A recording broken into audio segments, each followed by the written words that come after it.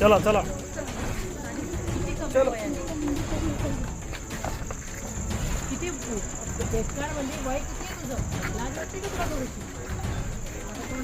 आता तोंड लपवत आहे आणि किती खरंच ना डेंजर लोक आहे एकदम.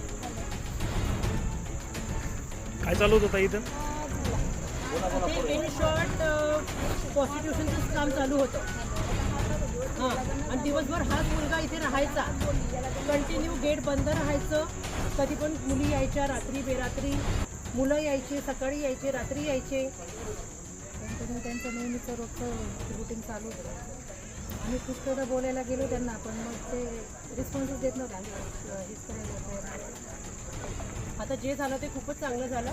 हे करते आमच्या कॉलनीतलं नाव खराब होण्याच्या आधीच वाचलं.